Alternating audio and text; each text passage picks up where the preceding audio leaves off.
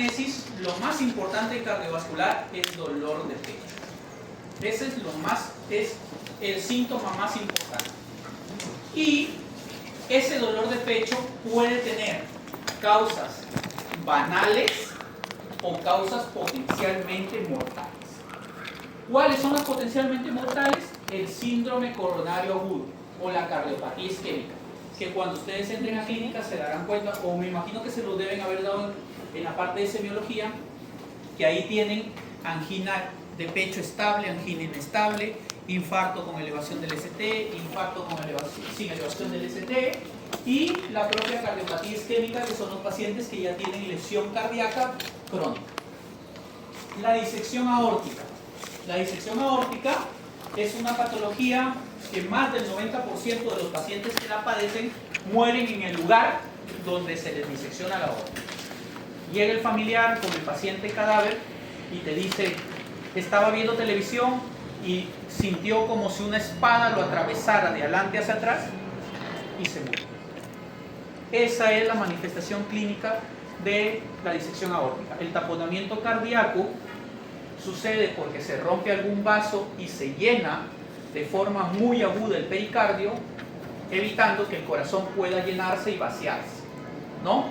Al disminuir la diástole de un corazón, también disminuye su sístole. Al disminuir la sístole, disminuye el volumen sistólico.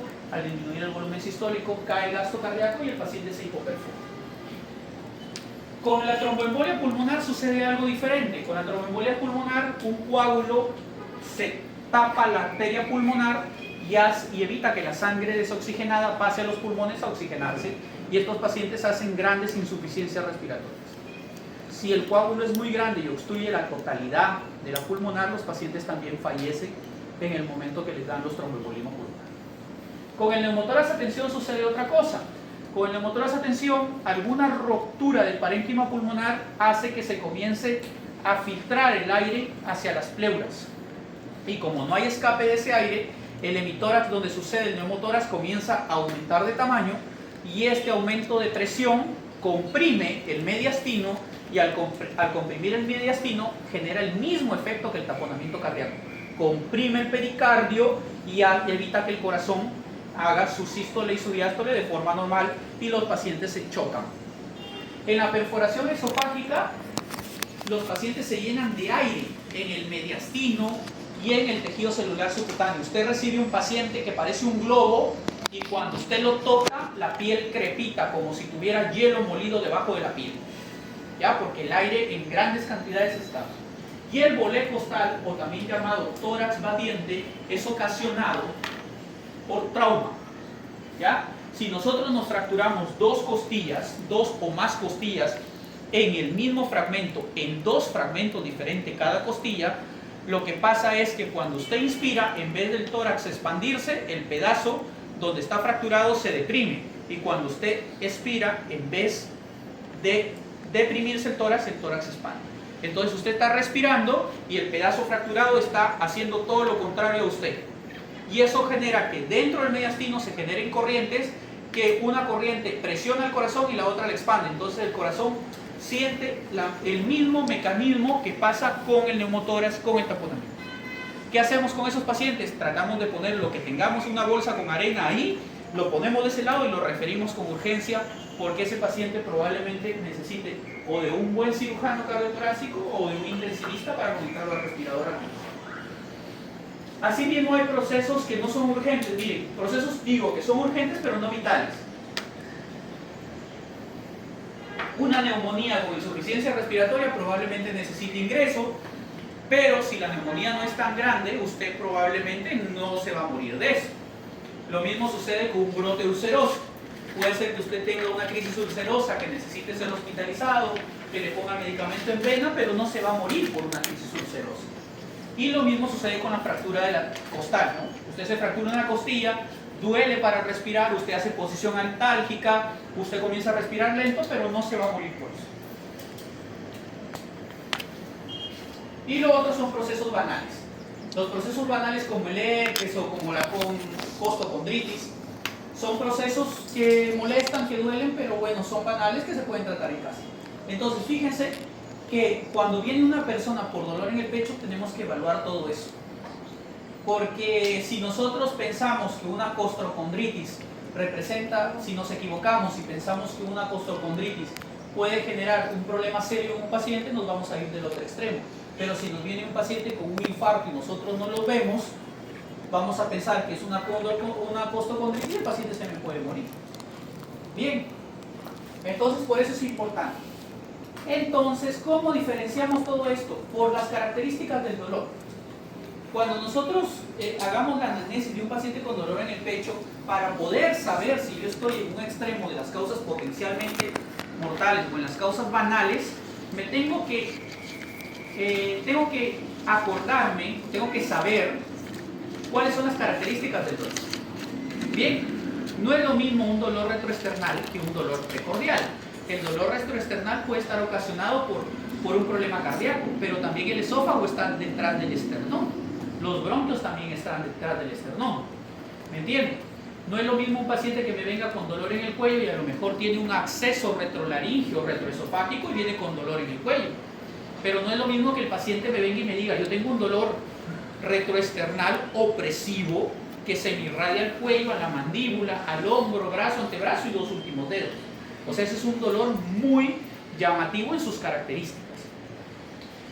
Incluso hay dolores como el dolor en epigastrio que se puede confundir.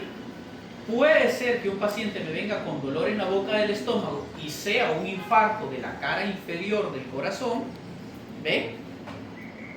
O puede ser que un paciente me venga con un dolor en el epigastrio y sea una pancreatitis o simplemente sea algo como una crisis ulcerosa. La intensidad tiene mucho que ver. No es lo mismo un paciente que viene con un dolor 2/10 que un paciente que viene con un dolor 9 o 10/10. La duración. No es lo mismo que el paciente te diga, me estaba comiendo y de pronto sentí un dolor opresivo en el pecho retroesternal que se me irradió hasta el cuello, a la mandíbula, pero ya me pasó. A que el paciente te diga, llevo más de 30 minutos con ese dolor. Bien, la calidad del dolor. Los dolores punzantes nunca son cardiovasculares. O sea, si un paciente llega y te dice, me siento como espinas, como agujas en el pecho, así, eso no es cardiovascular. Pero si un paciente te dice, el dolor es opresivo, como si me aplastaran, como si me pisaran, ese dolor sí es cardiovascular. Las circunstancias que desencadenaron un dolor o que lo agravan. Si el paciente te dice que el dolor se agrava con la respiración, ese dolor no es cardiovascular, es respiratorio o puede ser osteomuscular. Pero si un paciente te dice que estaba teniendo sexo y le dio dolor, o que estaba defecando porque es una persona estreñida y le comenzó el dolor, entonces ese dolor fue iniciado por un esfuerzo físico. Y ese sí puede ser cardiovascular. Bien, ahora si el paciente te dice que él estaba bien pero comió un chanchito y le comenzó el dolor, ese dolor perfectamente puede ser digestivo. ¿Qué otro dolor?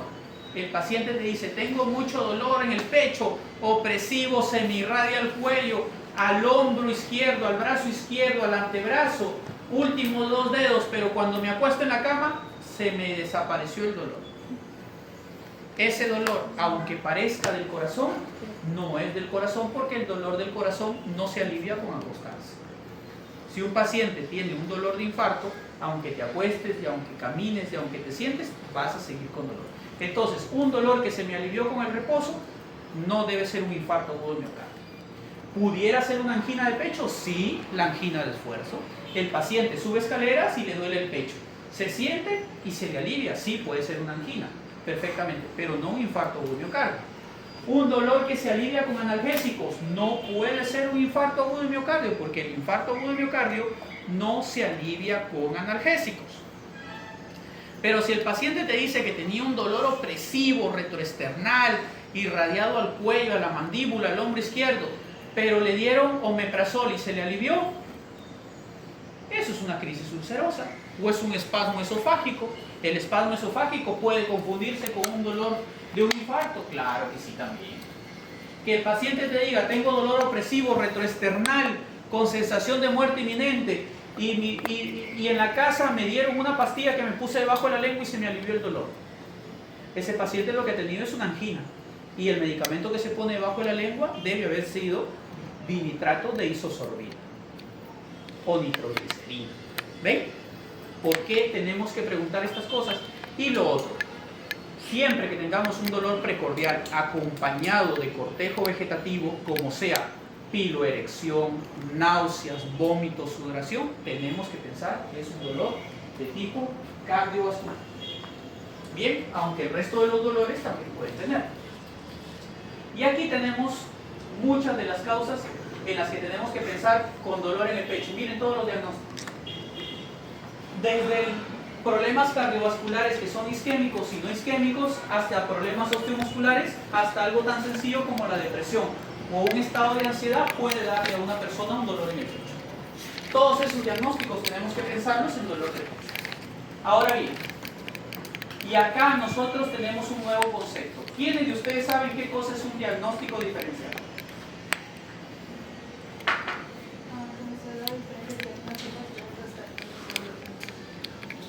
Exactamente. Es como que si yo le dijera, por ejemplo, a él, dime las diferencias que hay entre ellas tres. Que me digan las diferencias que hay entre ellas tres. El tamaño. Bien. Porque, por ejemplo, yo no las puedo diferenciar a ellas por el sexo. Las tres son mujeres. Yo no las puedo diferenciar a ellas por la universidad, porque las tres son de la misma universidad. No las puedo diferenciar por la facultad, porque las tres son de medicina humana. Entonces no las puedo diferenciar por ahí. Tengo que diferenciarlas por algo que la diferencia, valga la redundancia. Y su compañero acaba de decir algo. Las tres son de diferente tamaño. Las tres son de diferente peso. ¿Ven? No las puedo diferenciar por el color del pelo porque dos tienen el pelo muy negro y una lo tiene castaño. ¿Ven? O sea, a una la podría diferenciar, pero a las otras dos no. A una la diferencio porque tiene lentes y las otras dos no. ¿Se dan cuenta? Eso es hacer diagnóstico diferencial. Entonces, para los que no lo sabían, tenemos que sumar ese otro concepto a semiología. Hasta el momento sabemos qué cosas, datos positivos al interrogatorio, datos positivos al examen físico, problemas, y cuando nosotros lleguemos a plantear un diagnóstico tenemos que diferenciarlo, porque hay cosas, hay diagnósticos que son parecidos a lo que nosotros vamos a plantear y nosotros tenemos que convencer al profesor de por qué yo estoy planteando este diagnóstico y por qué no otro. Por ejemplo, miren acá, aquí tengo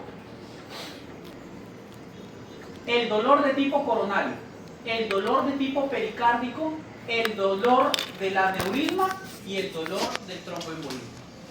¿Ven? El dolor coronario, mano en garra o mano en puño, así. Ahí está, ¿ven? Se irradia pectoral, mandíbula, codo. El dolor pericárdico también es retroesternal, ¿ven? Entonces, un paciente que me viene con infarto agudo de miocardio y un paciente que me viene con pericarditis, los dos me pueden venir con la mano, con el puño cerrado sobre el pecho, con la mano en garra así sobre el pecho. No los puedo diferenciar. Ahora, el aneurisma disecante de la aorta depende del lugar de la aorta que se haya disecado, porque si el lugar que se disecó de la aorta es el callado aórtico, el paciente viene con dolor en el cuello, porque el callado aórtico está aquí, en la proyección de la escotadura esternal. Pero si el paciente viene con una disección de la aorta abdominal, el paciente viene con dolor en el abdomen y no en el tórax. ¿Ven? Y un paciente con tromboembolismo pulmonar, generalmente el dolor es lateral. Bien, eso lo tienen en el reglamento. Esto lo deben haber dado ustedes en... Ya, y aquí vamos a entrar en otra cosa. Criterios de Framingham. ¿Ya? Los criterios de Framingham se los tienen que saber porque es pregunta de examen. Son los criterios mediante los cuales yo diagnostico insuficiencia cardíaca. Y tenemos que saberlo. Los criterios de Framingham se dividen en criterios mayores y criterios menores. Si yo tengo un criterio mayor y dos criterios menores, yo puedo diagnosticar insuficiencia cardíaca. ¿Ya? ¿Cuáles son esos criterios? La disnea paroxística nocturna, el edema agudo del pulmón, la congestión visceral, los crepitantes, distensión venosa, presión venosa más de 16 centímetros de mercurio, reflujo hepatoyugular, ritmo de galope y cardiomialgia. ¿Cuáles son los criterios menores? Disnea de esfuerzo, edemas en miembros inferiores, tos nocturna, derrame pleural, hepatomegalia, capacidad vital disminuida y taquicardia más de 120. Y hay un criterio que no se considera, que se puede considerar como mayor o como menor. Si yo le doy al paciente tratamiento diurético y el paciente me baja 4.5 kilos después de 5 días de tratamiento. Bien, de esa forma yo puedo diagnosticar insuficiencia cardíaca. Ahora bien, la insuficiencia cardíaca tiene múltiples clasificaciones. Yo la puedo clasificar como insuficiencia cardíaca derecha, izquierda y global, aguda o crónica, sistólica, diastólica o sistodiastólica, retrógrada o anterógrada, con fracción de eyección normal o con fracción de eyección disminuida. Bien, pero desde el punto de vista semiológico, la clasificación que más nos interesa es derecha e izquierda, o la sintomatología. ¿Qué pasa cuando hay insuficiencia del ventrículo derecho? Primero, ley de Frank Starling, el corazón es capaz de bombear todo lo que le llegue. O sea, si al corazón yo le echo 30 litros de sangre, el corazón va a bombear 30 litros de sangre. ¿Verdad? Todo lo que tú le eches, él lo bombea. Cuando se vuelve insuficiente el lado derecho, el corazón no puede eyectar todo lo que tú le echas hacia la arteria pulmonar. Entonces, ¿qué pasa? Lo regresa al atrio derecho. Y al regresarlo al atrio derecho, la sangre se remansa por la cava superior y la cava inferior. Y eso me produce hepatomegalia congestiva, me produce ingurgitación yugular y me produce edemas periféricos. Entonces, ¿por qué se caracteriza la insuficiencia cardíaca derecha? Por congestión periférica. Bien, cuando el ventrículo que está afectado es el izquierdo y no puede vencer la apertura de la arteria pulmonar para vaciarse, el ventrículo regresa la sangre al atrio izquierdo y el atrio izquierdo regresa la sangre por las 4 pulmonares. Al regresar la sangre a los pulmones, aumenta la presión dentro de los capilares y la sangre ¡pum!, se sale e inunda los alveolos. Ese es el paciente que se fue a acostar y cuando lleva un tiempo acostado en la noche que va a dormir, comienza. Le da tos, se sienta y se le alivia la tos. Se vuelve a acostar y le vuelve a dar tos. Entonces te dice, me tengo que poner unas almohadas debajo para que no me dé tos. O es ese paciente que se fue a dormir y a las 12 de la noche se levanta con falta de aire. Conforme se sienta, la falta de aire se le va aliviando. Y te dice, tengo que ponerme almohadas para dormir semisentado porque si duermo acostado completo me da falta de aire. ¿Ven? Entonces, y esos son los pacientes que te vienen con disnea de esfuerzo, con ortopnea, con disnea paroxística nocturna o con edema agudo del pulmón. Entonces, el caso clínico que yo les presenté tenía ascitis, edemas generalizados, pero no tenía crepitantes. Por tanto, ese paciente tenía una insuficiencia cardíaca derecha. ¿Cierto? Asociada a que tenía una insuficiencia tricuspide. ¿Cierto? ¿Ven? ¿Ahí? ¿Qué?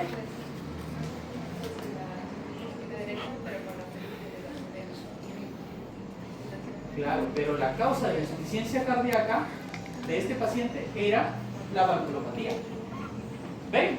Yo tengo una válvula que no se cierra completamente y a pesar que el ventrículo derecho tenga buena presión de contracción, como la válvula no se cierra, la sangre se regresa. Y al regresarse me produce hepatomegalia congestiva, ingurgitación yugular, edemas periféricos, así. ¿Ven? Very easy. Bien.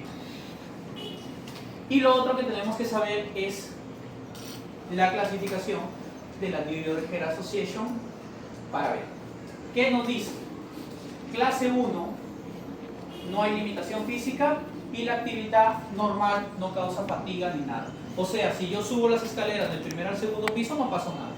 Ninguno de nosotros debe sentir absolutamente nada por subir las escaleras del primer al segundo piso. Ahora, si nos subimos las escaleras del primero al quinto piso, es seguro que todos vamos a llegar.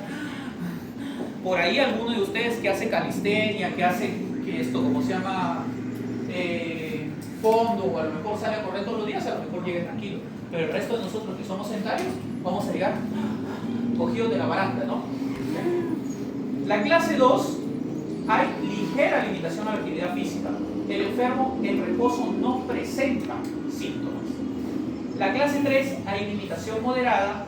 El paciente no presenta síntomas en reposo, pero aparecen con actividad física menor que la habitual.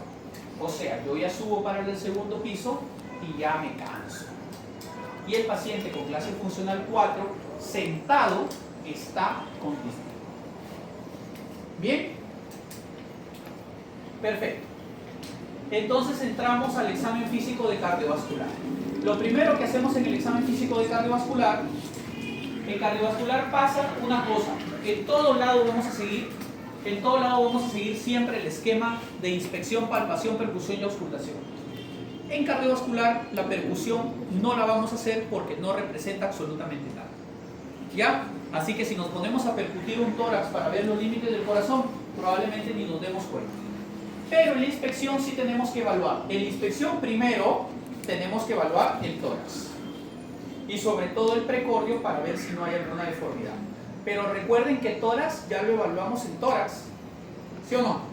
Si usted ya evaluó tórax en tórax, ya no tiene que evaluarlo en cardiovascular, porque eso sería redundar. ¿Bien? ¿Usted qué es lo que puede poner? Inspección de tórax, inspección de precordio, evaluado en tórax. O inspección de tórax, evaluado en respiratorio. Como guste. O si no, no lo pone. De todas las formas es válido. Ahora, acá ¿qué debemos evaluar? La ingurgitación yugular. Tenemos que poner al paciente en ángulo de 45 grados, o sea, el paciente debe estar acostado, y en el ángulo de Lois tenemos que poner una perpendicular. Ese ángulo de Lois coincide con el ventrículo derecho, disculpen, con el atrio derecho. Ponemos una perpendicular, que es esta, debe ser una regla metrada, esta que está aquí, ¿ya? Y con otra regla hacemos un ángulo de 90 grados, que la punta inferior nos debe coincidir hasta el punto más alto de donde encontramos la ingurgitación yugular. Y en esta regla que está perpendicular es donde nosotros vamos a medir la distancia de esta ingurgitación yugular. A mayor distancia, mayor ingurgitación y mayor congestión venosa. ¿Bien? Eso es lo que hacemos. Ahora bien, lo otro que sí debemos evaluar en cardiovascular es el choque o latido de la punta. ¿Dónde se evalúa el choque o latido de la punta? Quinto espacio intercostal, línea medio clavicular izquierda. Bien, entonces yo sí tengo que ver que en la intersección de esos dos puntos debo evaluar si hay latido de la punta o no. Si es visible, lo pongo que es visible en tal lugar, y si no es visible ahí, pongo que no es visible. ¿Ya? Primero, dos cosas. No siempre coincide el latido de la punta en el quinto espacio intercostal, línea medio clavicular. ¿Ya? Puede ser que sea un varón con el tórax muy ancho que hace pesas y puede estar en el cuarto espacio, o puede estar más pegado al esternón que en la línea medio clavicular, o puede darse el caso de que sea patológico y que yo mire y no vea nada, y de pronto acá en la línea axilar anterior veo que la piel le hace así. O sea, eso es un desplazamiento del latido de la punta. Entonces yo no siempre voy a poner latido de la punta en quinto espacio intercostal, línea medio clavicular. No, yo tengo que poner donde yo lo vi. Si yo vi que era quinto espacio intercostal, línea axilar media, tengo que ponerlo, porque eso me está diciendo que ahí hay una probable cardiomegalia. No es normal. Y si no lo veo, también tengo que poner que no lo vi.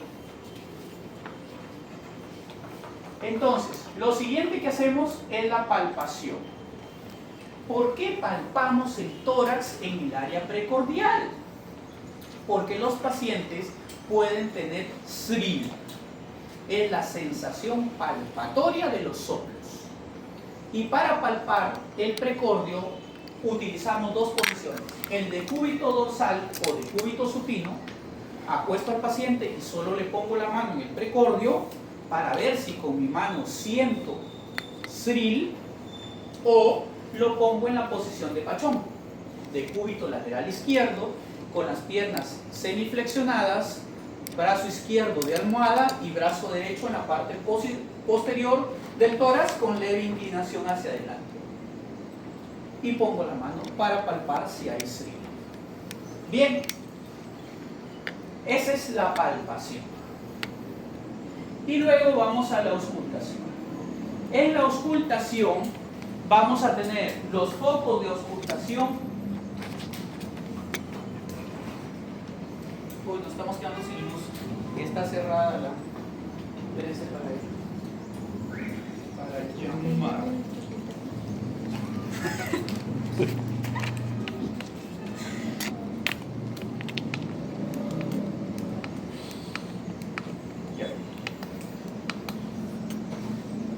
Miren, en la auscultación vamos a tener 5 focos de auscultación cardíaca en precordio, que son los focos clásicos: aórtico pulmonar, accesorio o de ER, tricuspidio y mitral. Esos son los focos de auscultación clásicos. Si a usted le dice, auscúltame los 5 focos, usted tiene que ir a auscultar esos 5. Pero si yo le pregunto, auscultación de cardiovascular, son más de 10 focos. Así que no se confundan con eso. ¿Ya? Ahorita lo vamos a ver. Entonces, miren ustedes en esta imagen. El aórtico está en azul, el tricuspidio en blanco, el mitral está en rojo y el pulmonar está en amarillo. ¿Se dan cuenta ustedes que se superponen? ¿Cierto? Entonces, yo puedo escuchar un soplo aórtico aquí, ¿ve? Cuando el foco aórtico está acá. Porque se superponen. ¿Ve? Pero ¿cómo yo sé que el foco es aórtico? Porque se debe escuchar más en el foco aórtico. Un foco pulmonar se puede escuchar en el foco pulmonar, pero yo puedo escuchar un soplo pulmonar en el precordio. Claro, se superponen. Pero ¿cómo yo sé que es pulmonar? Porque donde más nítido se escucha es en el foco pulmonar. Perfecto. Entonces, ¿dónde están ubicados cada uno de estos focos? El foco aórtico está ubicado segundo espacio intercostal a la derecha del esternón. Foco pulmonar, segundo espacio intercostal a la izquierda del esternón. Foco de ER o foco aórtico accesorio, tercer espacio intercostal a la izquierda del esternón. Foco tricuspidio, donde se articula la cuarta o quinta costilla con el esternón.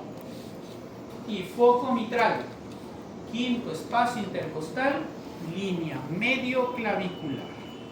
Bien, perfecto. Necesito un tórax. ¿Eh? No murmuren. ¿Qué dijeron? Necesito un tórax desnudo. Arriba. Rápido. Ay. Ya. Dale.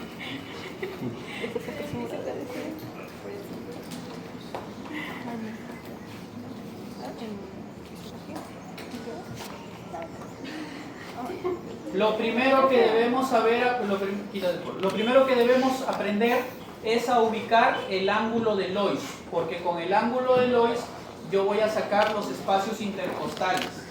Bien, pongo mis dos dedos sobre la escotadura esternal y bajo. Yo debo bajar los dedos así y sentir una pequeña protuberancia hacia adelante. Ese es el ángulo de Lois. El ángulo de Lois coincide con la segunda costilla. Quiere decir que por debajo de la segunda costilla sería el segundo espacio intercostal. O sea, si ese segundo espacio intercostal está del lado derecho, sería el foco aórtico. Y si está del lado izquierdo, sería el foco pulmonar. ¿Bien? Perfecto. Este muchacho, además de tener buen físico, tiene muy buen ángulo de Lois. Miren ustedes. Miren, aquí hay un hueco que es hasta visible. ¿Ven? ¿Ven? Aquí hay un hueco y aquí está el ángulo de Lois. O sea, esto coincide con su segunda costilla. Ahí está, ¿ven? Y debajito, miren cómo se cae. ¿Ven? ¡Pah! Segundo espacio intercostal. O sea, aquí está su foco aórtico. ¿Qué hago yo? Me desplazo hacia el otro lado, foco pulmonar. Costillita. Foco aórtico accesorio de él. ¿Ven? Bajo más abajo. Puede ser cuarto espacio intercostal o quinto, cualquiera de ellos. Y ahí tengo tricuspidio. Luego de eso, articulación esternoclavicular con acrobio clavicular, ¿cierto? La mitad, miren. Y ahí está mitral. ¿Sí o no? Perfecto. ¿Cómo se hace la auscultación? Primero que nada, para hacer examen físico me tengo que lavar las manos.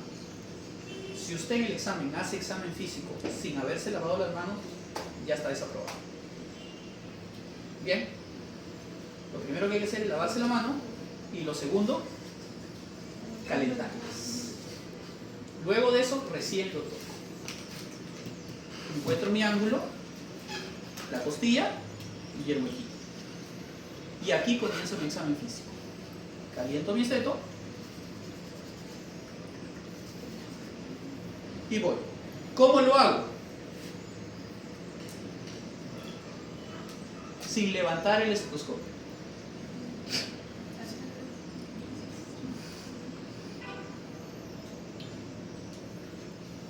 Lo puedo hacer así o así.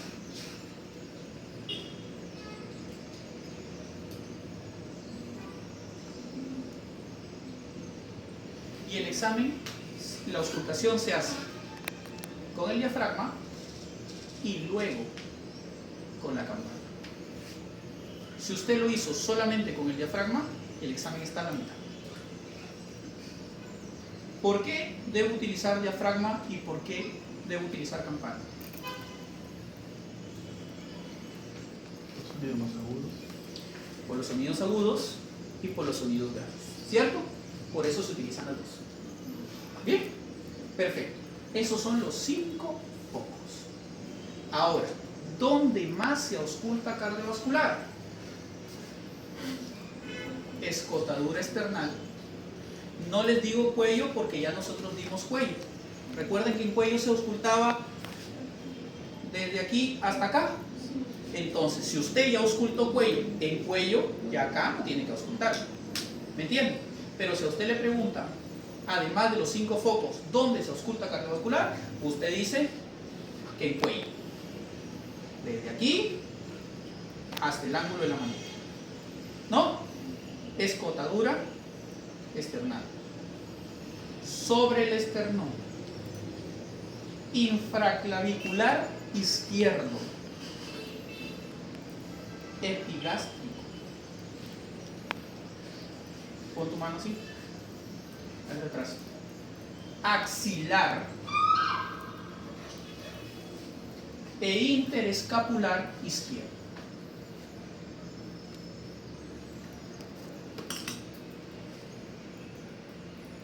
¿Quedó claro? 5 focos de auscultación. 1, 2, 3, 4, 5. Se acabó. Tienes un latido de la punta brutal. Le acabo de tocar con un dedo por casualidad y su corazón hace así. Este muchacho, tóquenlo porque tienen que aprender a tocarlo. Y lo otro, repetimos. Cuello, supraesternal, esternal infraclavicular izquierdo, epigástrico, axilar e interescapular izquierdo. ¿Estamos de acuerdo? Perfecto. En parejas necesito que todos palpen ángulo de Lois entre ustedes. Arriba. Lo otro que vamos a hacer es esto de acá. Esto es en el drive, ¿ya? Miren, escuchen.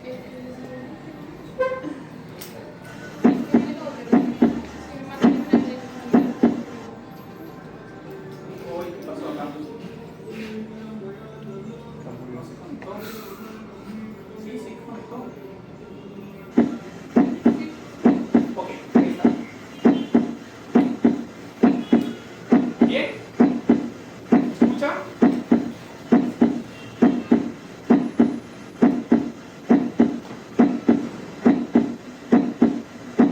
El sonido es lo que me interesa.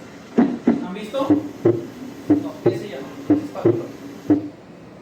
La onomatopeya normal del corazón es loc doc, loc doc, loc doc, ¿verdad? Que es esto que estamos escuchando acá.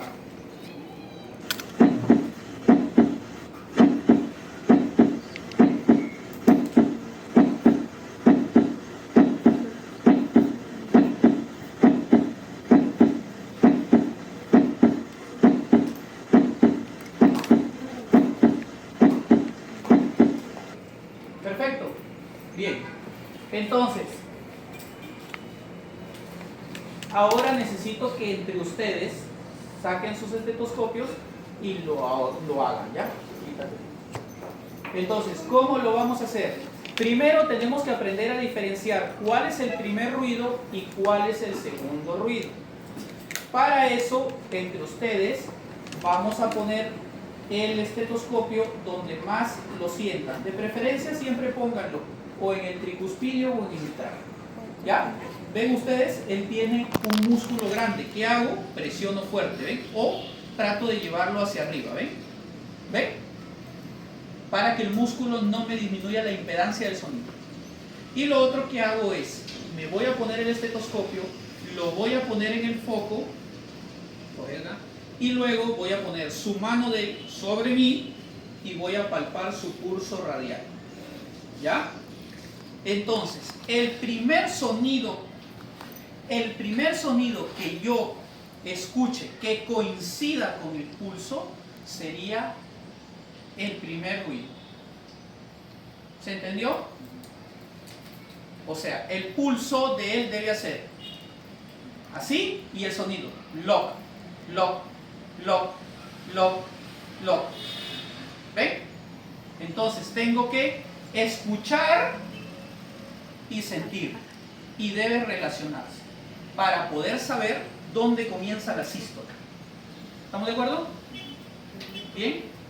Bien, necesito una mujer ahora. Borbor, ven. Con las mujeres para la auscultación tenemos un problema y es justamente que no les podemos sacar la ropa como a ellos. ¿Qué vamos a hacer con la mujer? Miren, voy a utilizar mi estetoscopio para tratar en lo posible de no tocar. Primero, el examen físico tiene que ser siempre con alguien presente. Bien, tus collarcitos se echan los para y tu pelo para atrás. Ya. Bien, ¿para dónde quieras? Pero que se vaya por otro lado. Ya. Meto mi estetoscopio y lo cojo por fuera, ¿ven?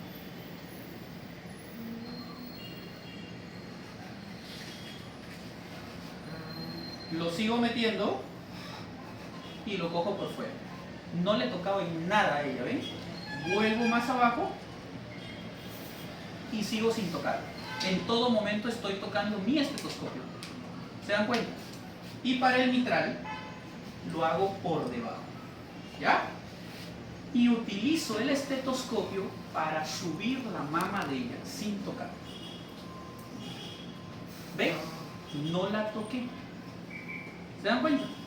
Todo lo hago con el estetoscopio. Perfecto. Lógicamente, le tengo que pedir que se desabotone el brasier. Esto es solamente como cultura general, porque sea hombre o mujer, el examen físico es desnudo. ¿Estamos de acuerdo? Bien. Practiquen entre ustedes. ¿Dónde estaban los sonidos? Esto, hay uno nuevo que es de cardiología. No, ese no me acuerdo. Entonces, con este sonido también pueden practicar ustedes mismos. Con el sonido y se tocan el pulso para ver cuál coincide. Pero es mejor que lo practiquen entre ustedes mismos. Entonces, escuchen esto, ¿no? Eso es lo normal. Bien. Ahora escuchen este.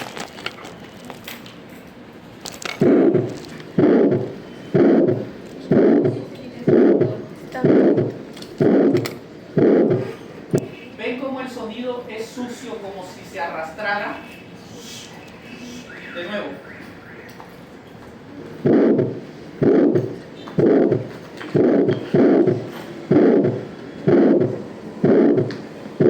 Eso es un so. ¿Ven? De nuevo lo voy a poner para que escuchen este y después les voy a poner otro ruido.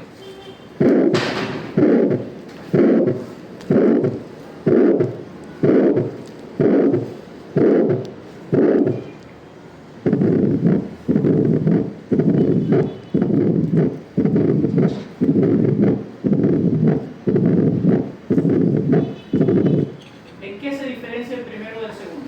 Se los voy a poner de nuevo. El primero es ese.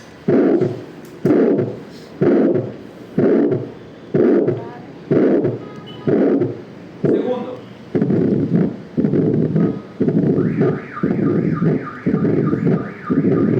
El primero es como arrastrado y el segundo es tipo en galope. El primero es. Arrastrado. Sí, el primero es. Más arrastrado y el segundo es tipo como un galope. No, ¿No? el galope es esto, miren. El galope es esto, miren.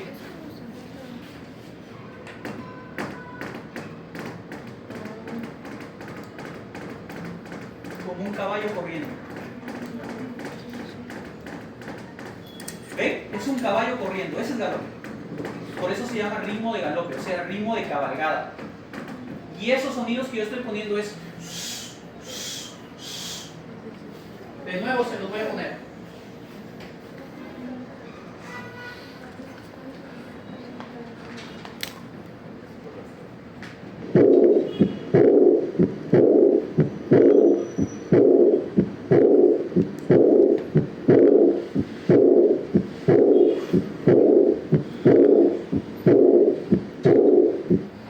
Voy a ponerles el otro.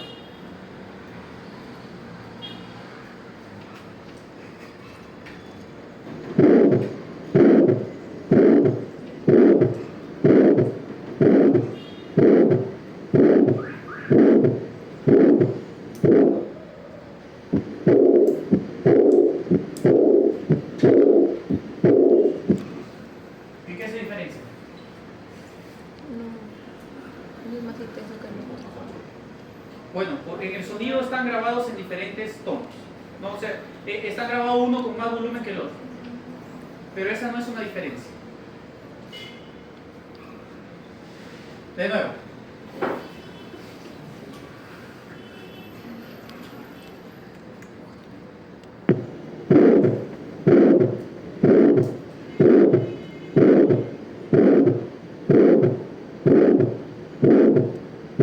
El segundo.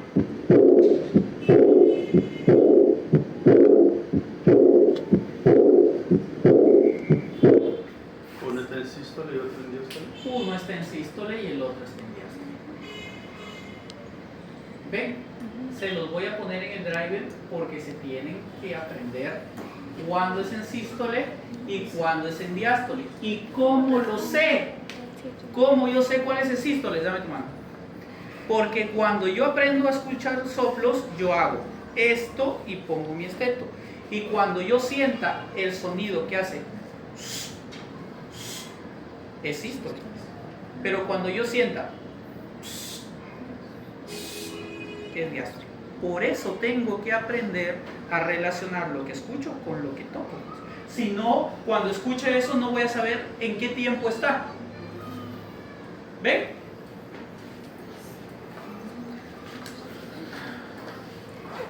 Continuamos entonces. Eso se los voy a pasar al tren. Con todas las llaves. ¿Eh? ¿Qué dice? ¿Eh? Porque las diapos las sacan del libro, están idénticas.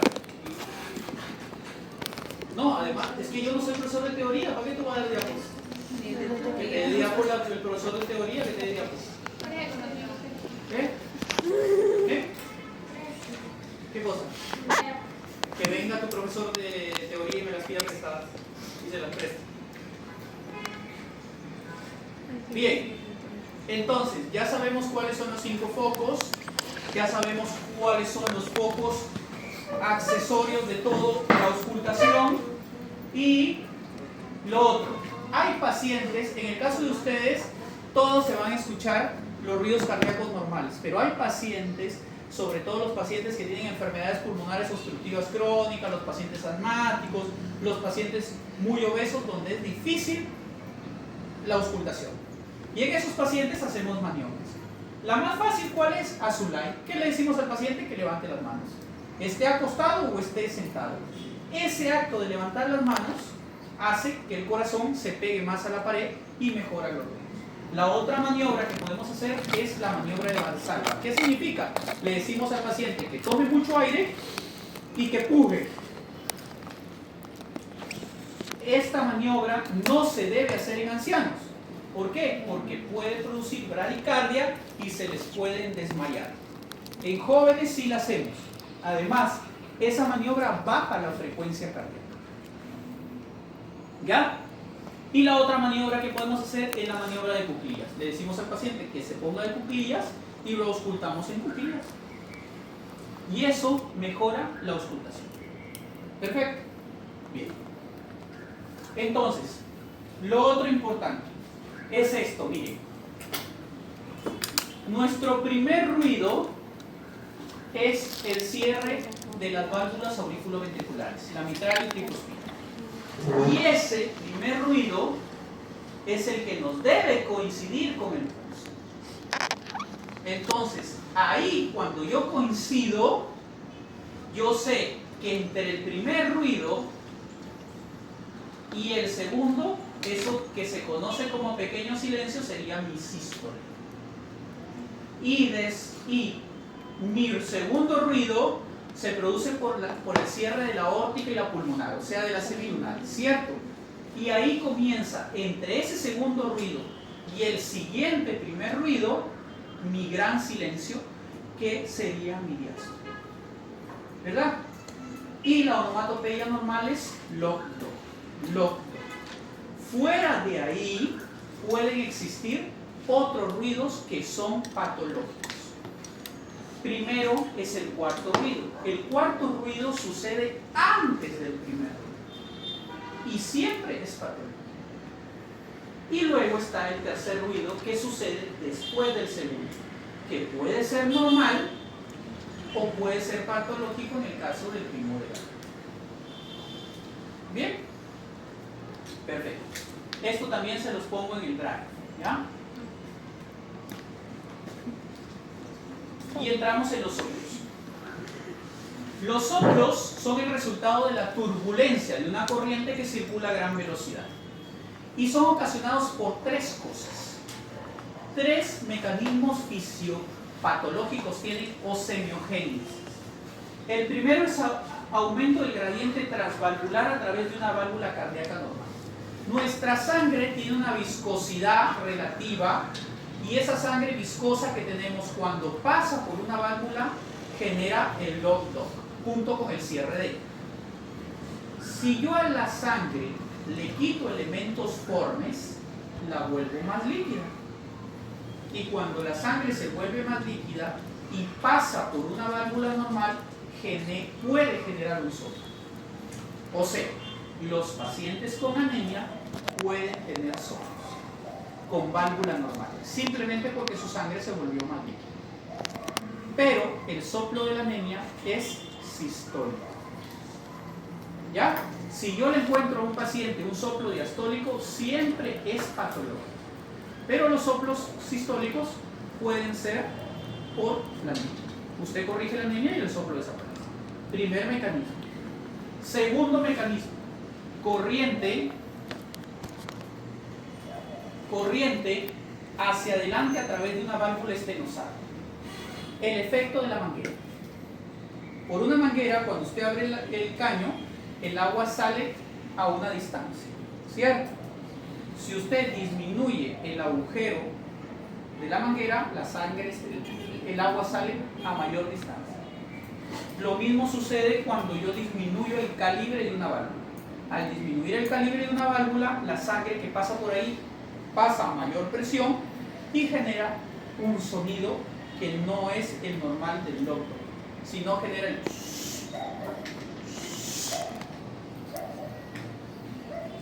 Y el último mecanismo es por corriente hacia atrás a través de una válvula insuficiente.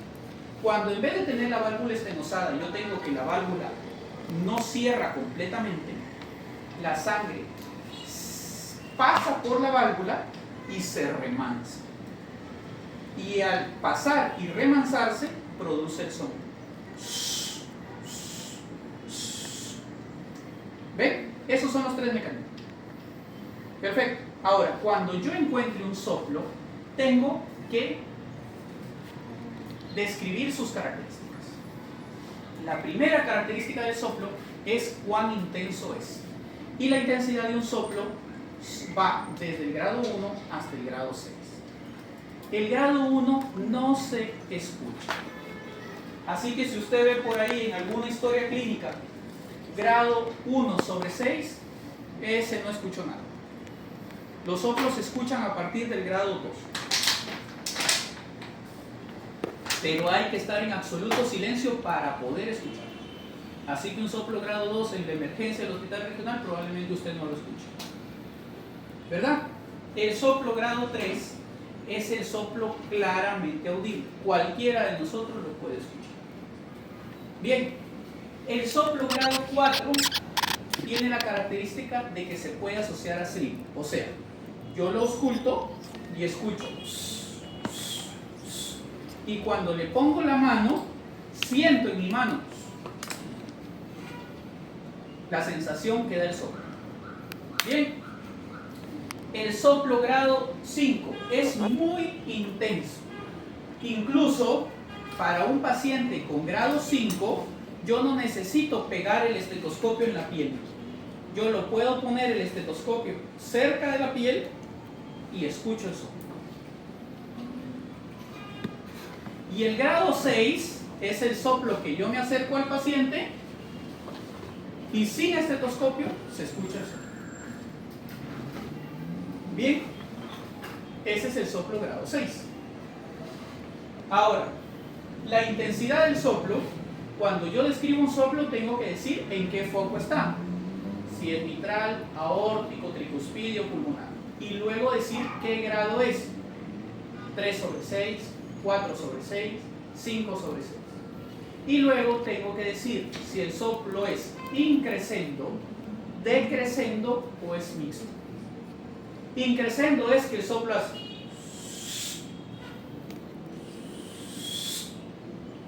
Decrescendo es que es. Y mixto es que el soplo hace de los dos.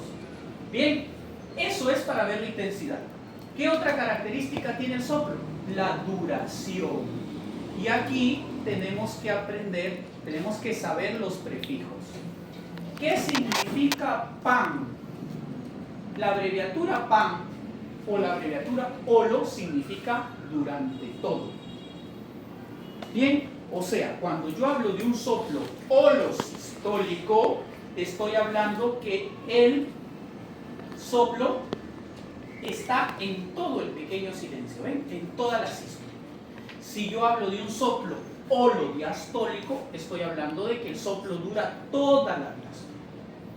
Perfecto. Cuando yo hablo de un soplo proto, ¿qué significa proto? Significa temprano. O sea, si yo te digo que el soplo es protosistólico, quiere decir que el soplo sucede en cuanto aparece el primer ruido, ¡pum!, aparece el soplo. Y si yo te digo que el soplo es protodiastólico, en cuanto aparece el segundo ruido, ¡pac!, aparece el soplo. Bien, y lo otro es la palabra meso o de elección. Cuando hablamos de meso, cuando el soplo está en el medio, M de medio. O sea, si es mesosistólico, está en medio de la sístole. Si es mesodiastólico, está en el medio de la diástole. Así. Cuando yo hablo de tele, ¿qué significa tele? Al final de. Si hablo de tele sistólico, quiere decir que está al final de la sístole. O sea, cuando está terminando el primer ruido. Cuando yo hablo de tele diastólico, al final de la diástole. Y cuando hablo de soplo continuo, cuando el soplo interesa sístole y diástole. ¿Ven? Ahí ya tengo otra característica del soplo. ¿Qué otra característica tiene el soplo? El tono. Yo tengo que decir si el soplo es agudo o es grave. Es por eso que tengo que auscultarlo con el diafragma y con la campana. Bien. El timbre. Soplo como chorro de vapor. ¿Han visto cuando sale el vapor de la tetera? Así, agresivamente. Pero el soplo puede ser musical. O puede ser aspirativo. ¿Ven? Es otra característica del soplo.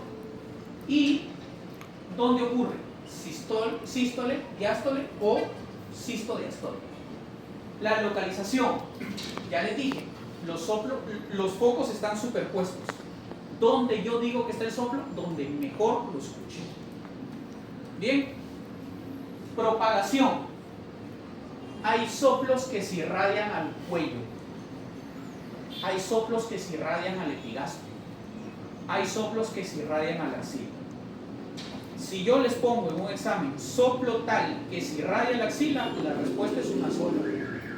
Si yo les pongo soplo tal que se irradia al cuello, la respuesta es una sola. Por eso hay que saberse las características de los soplos. Y por eso es que esto está así. Se modifica con la posición, con la ventilación, con el ejercicio o con el tratamiento. A lo mejor yo le encontré a él anemia y soplo. Le puse hierro y se le quitó el soplo. ¿Por qué era el soplo de él? Por anemia. ¿Ven? Yo le encontré a él anemia y soplo. Le puse hierro, le corregí la anemia y él sigue con el soplo. Entonces la anemia no es la causa de eso. ¿Ven? Y esto es más o menos un registro, digamos, de la normalidad de cómo debemos escribir el examen. ¿Ven? En la inspección tenemos que decir dónde está el latido de la punta. Aquí hay un ejemplo, por ejemplo, miren, en este paciente el latido de la punta no estaba en quinto espacio intercostal, estaba en el cuarto espacio, ¿ven? Yo tengo que poner donde yo lo vi. Bien, no se observan deformidades, no hay movimientos. El choque, en la palpación que yo evalúo, el choque de la punta. O sea, si yo no lo veo el choque de la punta, yo tengo que palpar. ¿Ven? A lo mejor el choque de la punta no es visible, como en el caso de él, pero cuando lo tocas es palpable. Entonces lo ponemos ahí. La percusión está puesta aquí por poner, porque en realidad no representa nada, no la hacemos. Y la auscultación sí. Miren, ruidos cardíacos normales, rítmicos, de buen tono, de buena intensidad. No se auscultan ruidos accesorios, o sea, no encontré tercer ruido, no encontré cuarto ruido, no encontré desdoblamiento del primero, no encontré desdoblamiento del segundo. No hay soplos, no hay roces y la frecuencia 80 latidos por minuto. Ahora bien, si la frecuencia yo la puse en examen físico general, ya no tengo que poner la capis, porque ya lo puse en signo vital. ¿Ven? Y esto es lo otro. Miren, pregúntales en todo lado, ahora en clínica, en el internado, en la especialidad, en la residencia, en todo lado. Lo que siempre se pregunta son las dos valvulopatías más frecuentes, la mitral y la aorta. Ya, eso también está en el drive. Fíjense ustedes, si yo les digo que el soplo se irradia a la axila y que ese chorro de vapor solo hay una sola respuesta. Insuficiencia mitral. No hay otra. Si yo les digo que el soplo se irradia al cuello, ¿ven? No se sabe. Y si yo digo que el soplo está acompañado de soplo de Austin Flint, eso es insuficiencia aórtica. Lógico, ahí hay otras cosas, como valorar el pulso, como si el paciente se presenta con disnea, o si un paciente presenta bajo gasto, o como si el paciente tiene dolor precordial, por ejemplo, que es muy frecuente en las valvulopatías aórticas. Pero no sé cómo se lo ha dado el profesor de teoría, pero siempre se pregunta. Entonces, a lo mejor no se lo dio, pero se lo va a preguntar, no lo sé. Dime. Una pregunta con respecto a que se irradia el soplo. Hay casos que se podría hacer, por ejemplo, dos tipos de radiaciones en un solo caso. Sí. Sería de tan mala suerte que te encuentres un paciente, por ejemplo, que tenga una insuficiencia mitral con una estenosis aórtica. Maxilar y el otro cuello. Y el otro cuello. Pero uno de ellos va a prevalecer más. ¿Me entiendes? Porque tendrías un paciente, por ejemplo, con signo de Lucet, que es característico. Pero sí pueden, yo no creo que les pregunten juntos, les van a preguntar separados, pero siempre los otros les preguntan eso. ¿Bien? ¿Dudas? Creo que con eso hemos terminado. Sí. Y se confirman esos tipos, por ejemplo, los soplos, que hay una explicación, pero hay otro examen que se dice para Ecocardiografía. la ecocardiografía. Claro, porque por ejemplo, yo les acabo de decir que los soplos grado 1 no se escuchan. ¿Me entiendes? Entonces, ¿cómo se diagnostica un soplo grado 1? Por ecocardiografía. Así encontremos el soplo en grado 3, también se ayudaría con un ecocardiografía. Es confirmatorio. Es confirmatorio, ¿me entiendes? Te vas a dar cuenta en el transcurso de tu vida como estudiante que los médicos cada vez menos diagnostican soplo por auscultación. Y a mí me ha pasado, ¿eh? Hoy justamente me pasó. Un paciente que lleva 5 días siendo evaluado por médicos, el examen físico de cardiovascular dice ruidos cardíacos rítmicos sin soplo, ruidos cardíacos rítmicos sin soplo, ruido cardíaco rítmico sin soplo. Le pongo el estetoscopio en la mañana y el soplo es... Imagínense que hasta acá se ve el soplo, por arriba se escucha. O sea, tú dices, ¿no lo vieron? No creo. No lo escucharon.